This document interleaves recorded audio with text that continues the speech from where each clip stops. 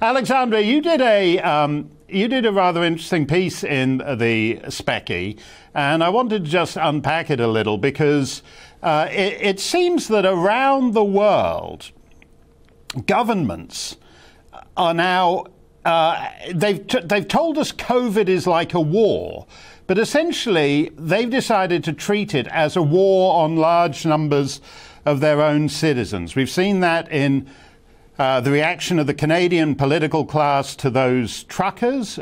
We've seen it in Australia, where your government's pledged $60-something million for so-called extremists, a term that's very poorly defined. We see it in America, where the Department of Homeland Security is now defining as domestic terrorists people who disagree with the government on its various COVID regulations. There's a sense that something is shifting here, and I thought your piece was quite interesting as to what that might actually be.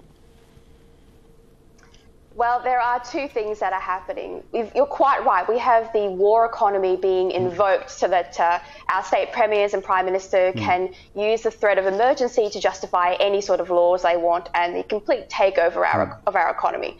But there's also the whole of Western civilization has had this giant shift to the left.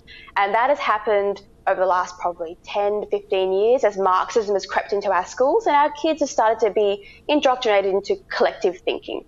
And so, like climate change is a bit of a collective thinking, we've now got COVID, and my article talks about COVID as medical fascism, where it's all been framed as collectivist thought. We're all in this together, we all have to sacrifice for the greater good. And the name of my article is actually The Greater Good or a Grander Evil, trying to highlight how dangerous collectivist thought really is to the West and how once you deperson individuals and you stop treating the individual as supreme in the legal and political system, you start to be able to justify all manner of ills towards a person and justify taking away their rights or even harming individuals to benefit the collective. And so that is what I was trying to explain to people who have so easily and willingly been led into supporting ruthless authoritarianism in Australia. Yeah, and what I think is different about this COVID thing this time round is, the countries we've just been talking about, Britain, Canada, Australia, and even America.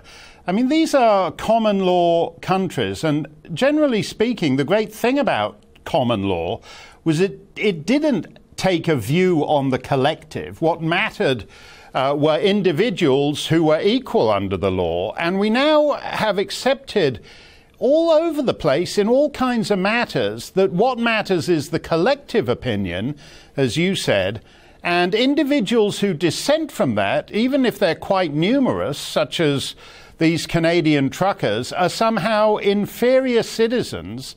And in fact, I think if you look at this $60 million your government is proposing to crack down on extremists, basically now disagreeing with the government makes you suspicious and a person worthy of being surveilled by the government and having diminished rights.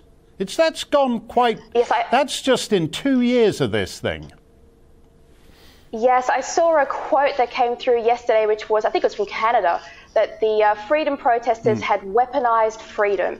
And I'm sorry, but if you think that people have weaponized freedom in a Western civilization democracy, then you have institutionalized authoritarianism. Because freedom should be the fundamental understanding of how our political systems work. But I must say there is hope coming. I saw yesterday the Canadians reenacting that scene in the Thomas Crown affair, the last heist to Nina Simone's Cinnamon, where they all brought the jerry cans in and trolled Trudeau's attempt to ban fuel to the protesters. Now, I wish Australia was doing that, but our protests are not as large at the moment because places like New South Wales, we have started dropping some of our mandates, even though Western Australia is getting worse. So you may see more protests from us in the future.